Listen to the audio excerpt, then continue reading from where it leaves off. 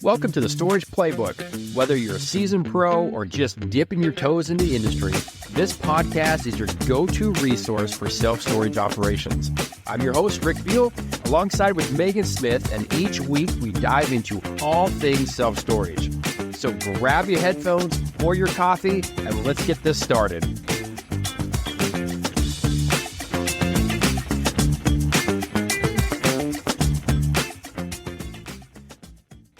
In this episode of the Storage Playbook, we dive into the critical topic of hiring.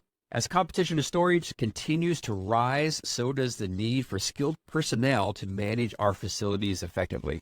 Join Megan and I today as we explore the nuances of hiring and how to find the best person in these tough markets. Megan, good morning. How are you? Good morning. I'm good. How are you? Good. I am good. I was good today until I walked into work today and I noticed that you were having two mismatched socks this morning.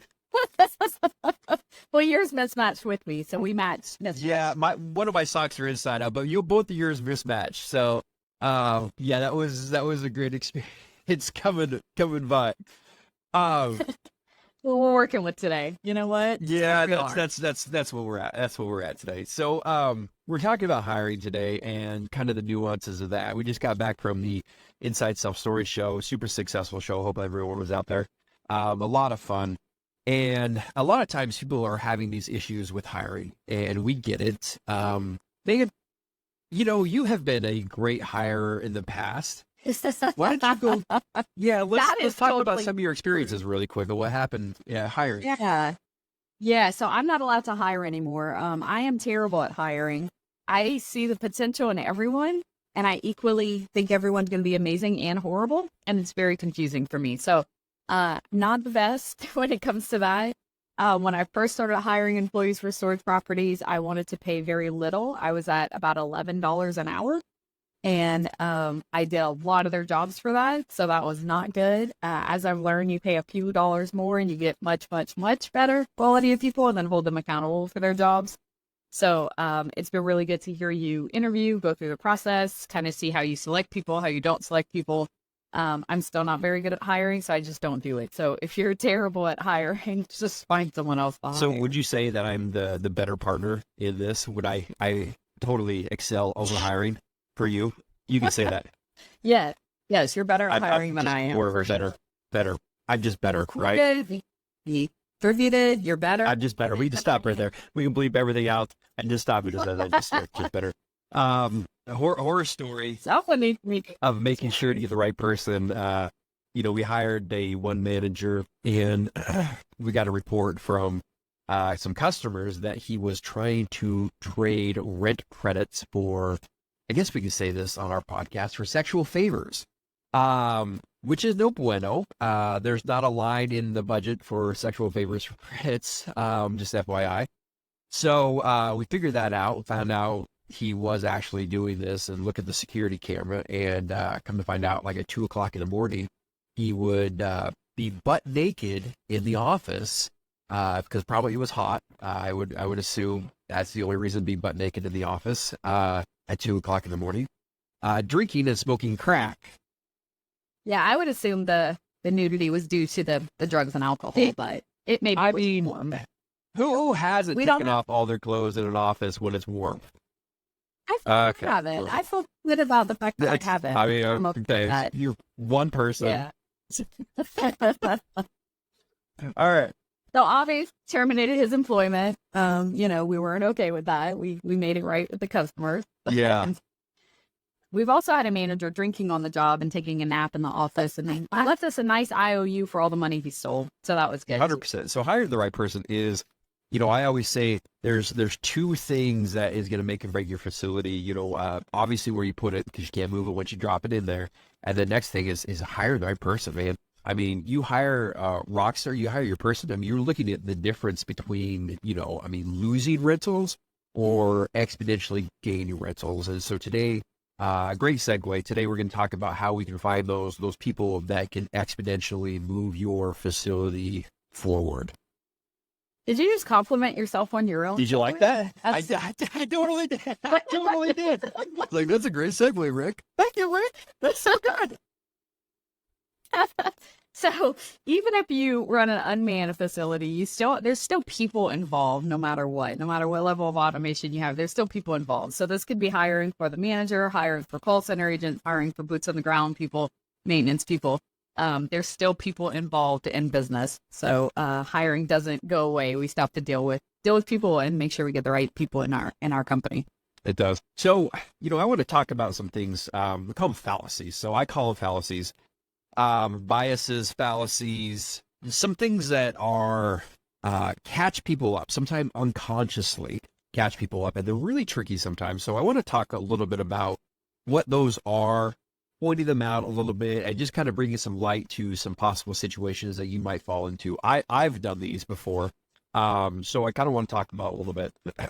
The first of which is the experience fallacy. So experience fallacy is when you've hired someone from the same employer that's been successful, so then you naturally assume everyone from that same company is going to be great. So, for example, you've hired someone from Extra Space, and it was he was a rock star.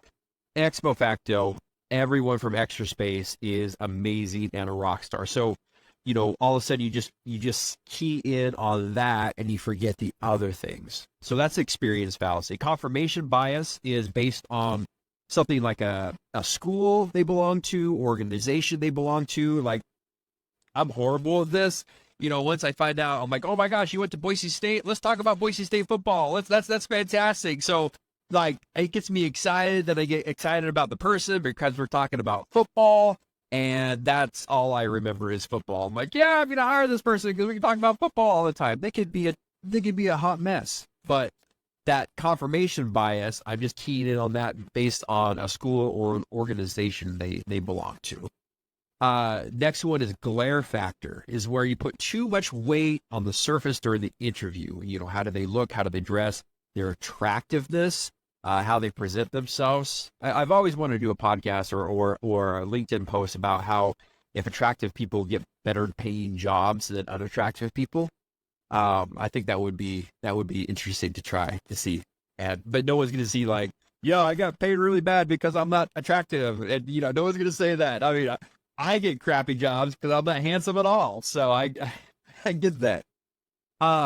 Overconfidence bias is when you have that special gut feeling where you can just read people and you just have that gut that that you're a good hirer and you just have that gut about people. That's tricky because, yeah, it's a gut, it's a feeling. You're not basing anything on fact.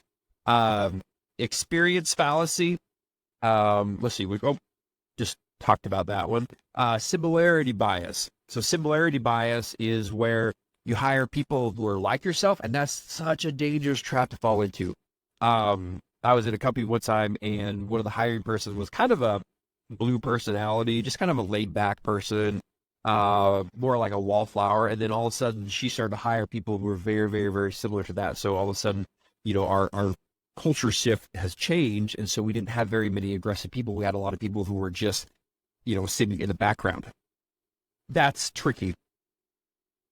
Yeah, we've seen that with our district managers as well, as we've kind of gotten hiring off of you and onto other people in our company to make those hires.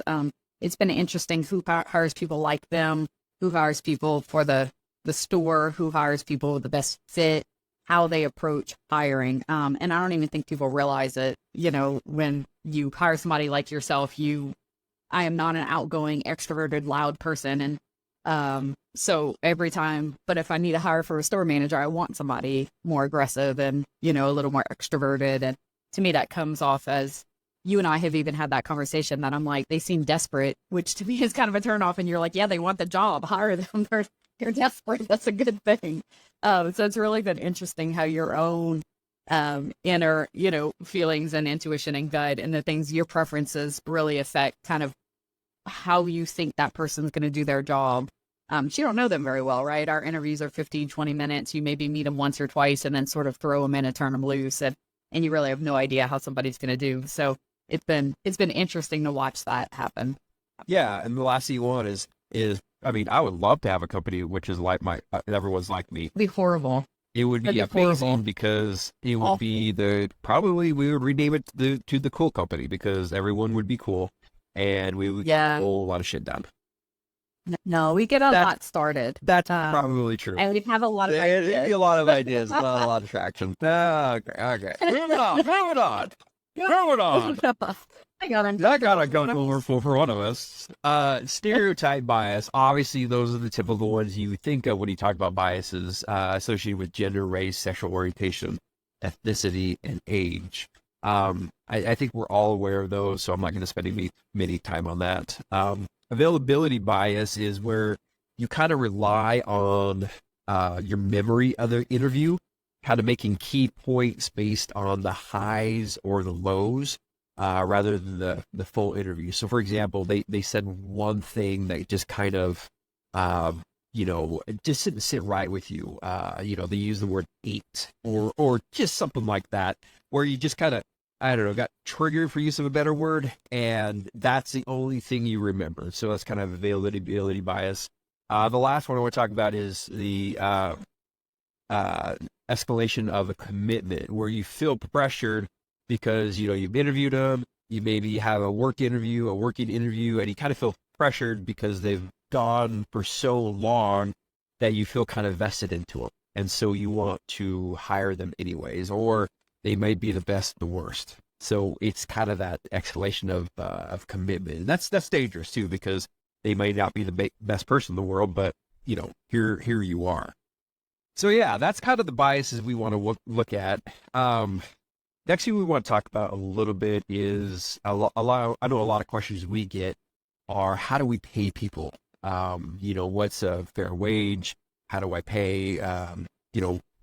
Megan, you're the accountant. If I just want to pay people money. So Rick tries to offer expires Orbeez coupons and has been successful. I have. I've offered people value pack coupons where I've tried to my hand at headhunting, and people have actually liked it. I'm like, I will pay you less, no benefits, and value pack coupons, and they're like, tell me more.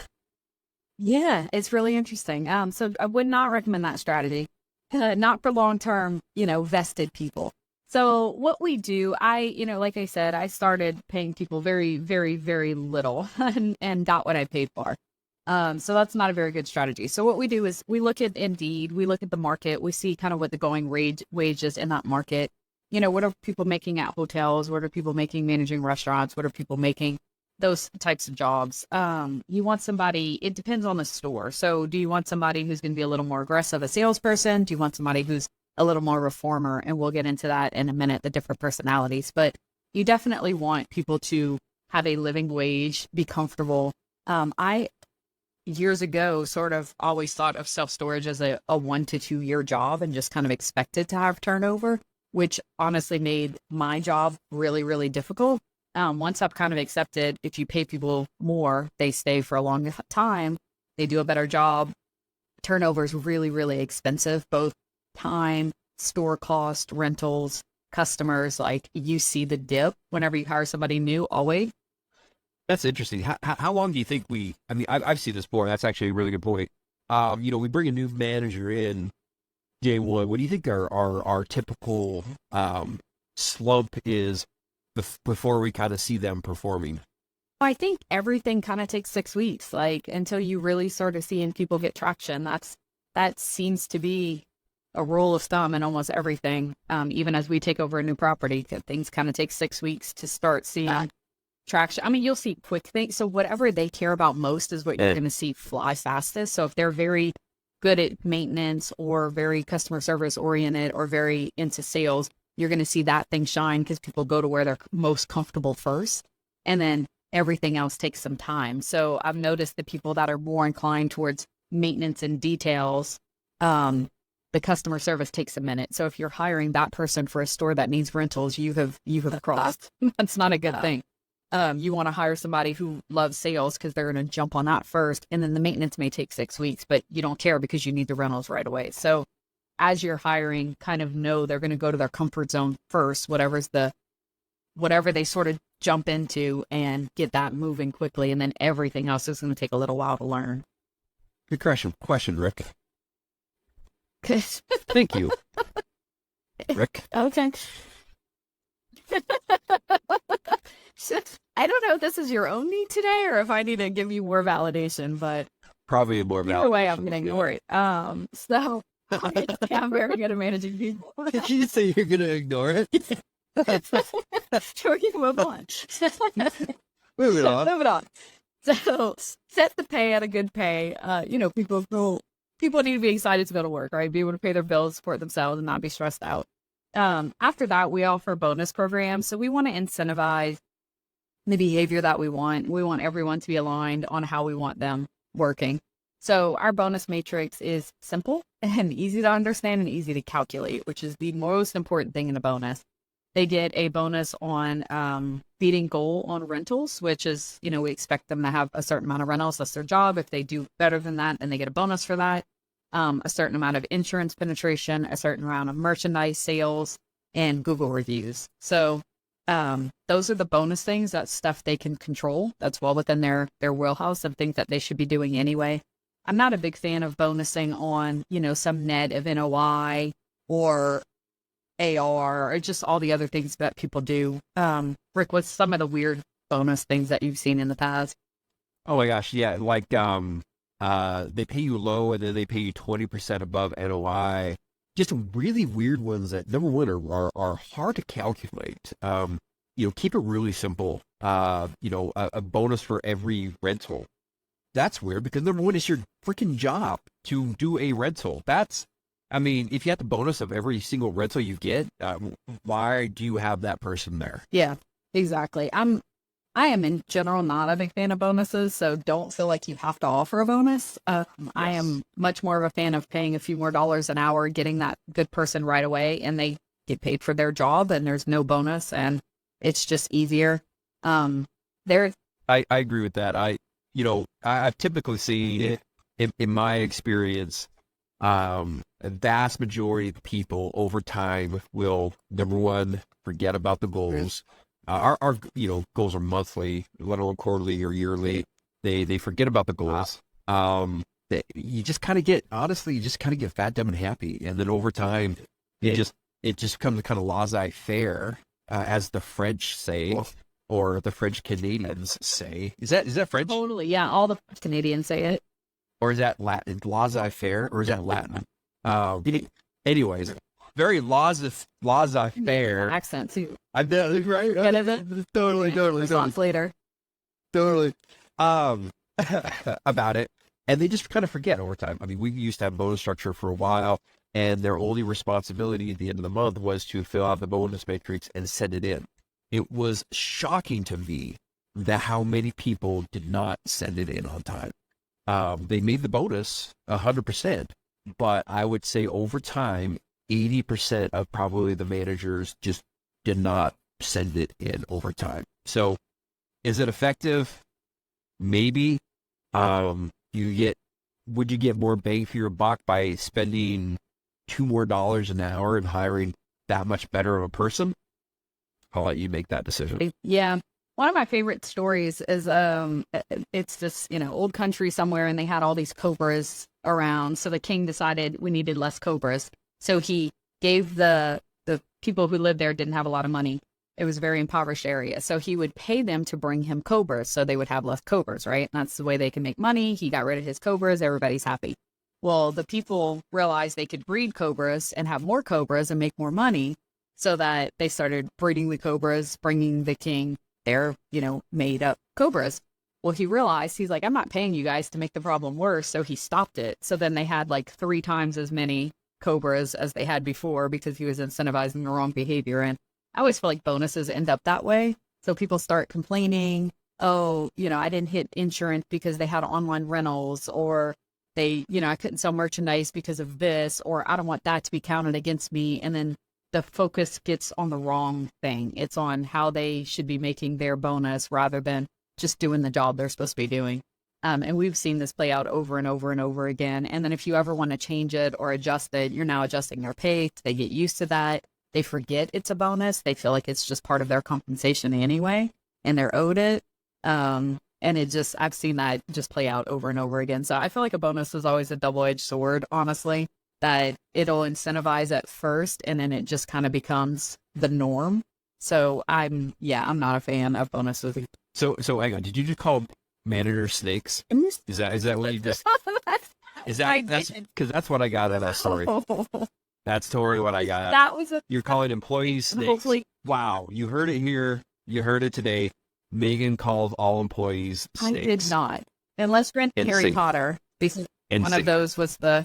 I think it's a good thing. It's been a while since I read the books, but if that's a compliment, I did. If it's an insult, Rick said it. I did not.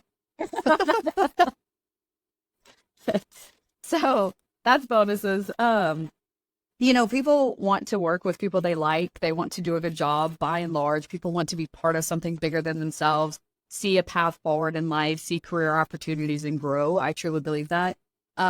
Or people just want to be comfortable and left alone and left to do their own thing. So either way is fine. I think if you give people one of those things, it's not all about the money. It's not all about, how much you pay. You have to be able to pay your bills, but there's a lot of other stuff that comes with having a job and having a job that you enjoy and enjoying the 8 hours a day you spend at work. So make sure you're, setting the right culture.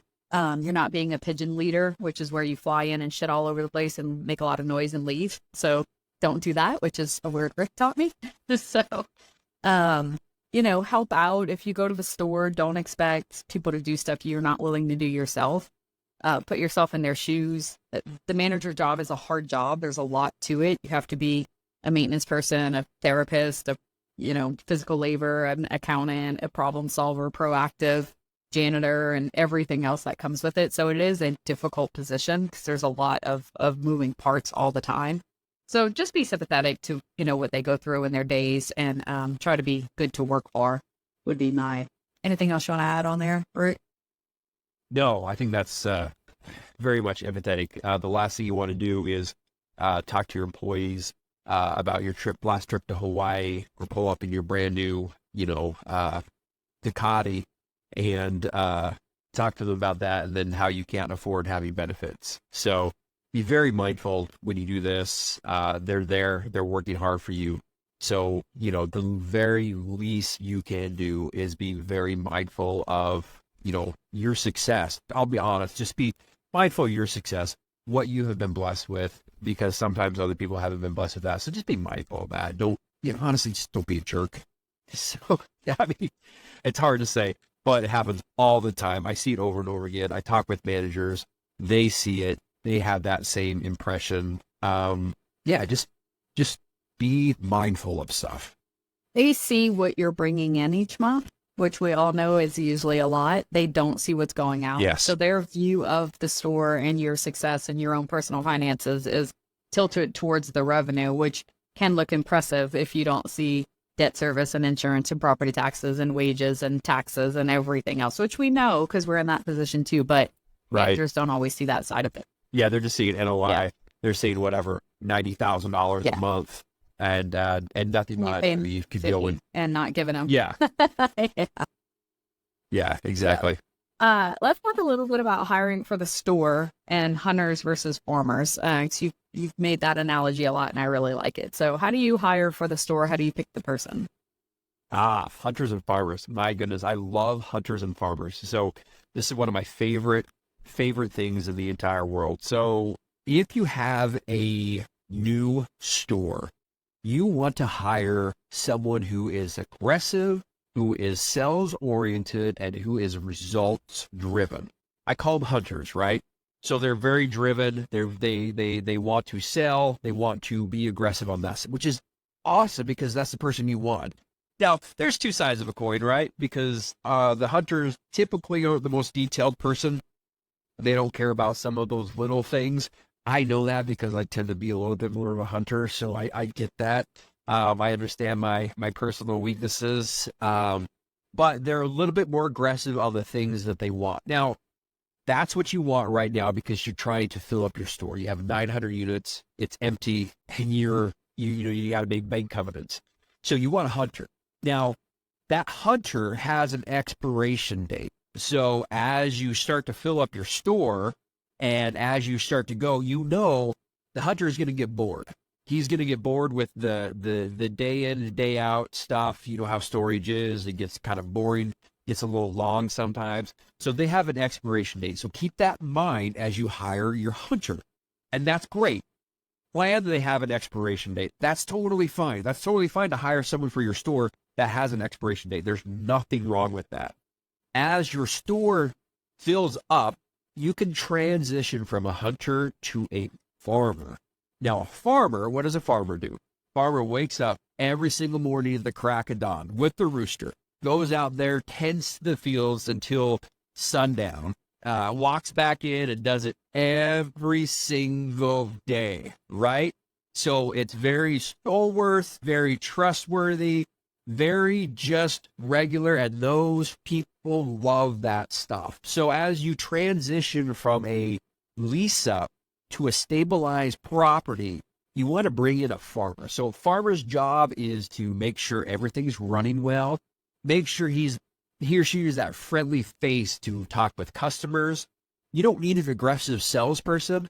All you're doing is you are now just filling what you're terming. So if you're terming 4% of your property per month, all you're doing is just filling that back up. So you also have someone who is there because then we're playing the revenue game, right? So we leased up. Now we're going to turn the dial a little bit on revenue. So we're going to push rate increases. We're going to be a little bit more aggressive when it comes to stuff like that. So as we do that, you need to have someone there at the store who is able to answer these questions. Great example, we had a store that we took over from Extra Space one time. Great farmer was there, fantastic guy. We had to do 150% rate increases for the owner to keep his property. It was insane. I've never sent rate increases out like this before. I think at the end of the day, we had 2 people move out and 1 bad Google review. And I think we sent out, oh my gosh, I don't know how many hundreds of rate increases. But it was successful because we had an amazing farmer in there who was able to talk. I mean, if we had a hunter in there, he'd be like, I don't care. Yeah, this is the policy. It is what it is. Get out if you don't like it.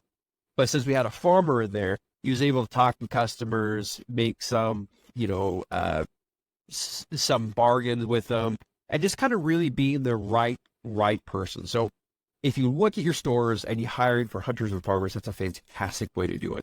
I know the hunters are gonna, they're aggressive people, right? They go out, they hunt, they want to bring in and go out and eat what they kill. So they're going to have ideas. They're going to make gift baskets. They're going to want to go marketing. They're going to want to go and do stuff and stay active. So you have to be able to give them all those things. And then whenever you transition to the hunter, the farmer, they're going to want consistency, stability, not have things change every other day. They're going to want to plan their day and have checklists and, just sort of do the same thing over and over. So make sure that your operations are supporting both so that you can incentivize and encourage and have them be who they are, because we all have things we're better at than other things. So hire for the strength that you need at that point in time. And I typically have more things. As we learned in this podcast, I have more things that I'm better at than you. Yeah. We've learned that quite a few times. So yeah, if listeners want to write in and and agree with me, feel free to. This is our podcast, part 1 of this docu-series. Let's name it something important about the importance of hiring. Please join us for part 2 when we're going to talk about hiring for the position versus the personality, the importance of jumping through hoops. We're going to talk about interview questions. We're going to go through all those things in the second part. So please join us for the next one. Please be on the edge of your seat, and we're ready to go. Thanks again for joining us today. Please like and subscribe and share this with your friends, social media, family, homeless people, anybody like that. Please share, and so we can grow this podcast. Thank you so much for joining us. All right. Well, that's a wrap for today. Thanks so much for listening. Our goal is that you come away with at least one actionable item that will help improve your self-storage facility. If we did that today, please like, subscribe, share, whatever you can do to help grow this podcast. Thank you so much for your interest in this. We'd love to see this grow. Please hit us up on LinkedIn or email us at info@atomicstoragegroup.com, and we'll see you on the next podcast.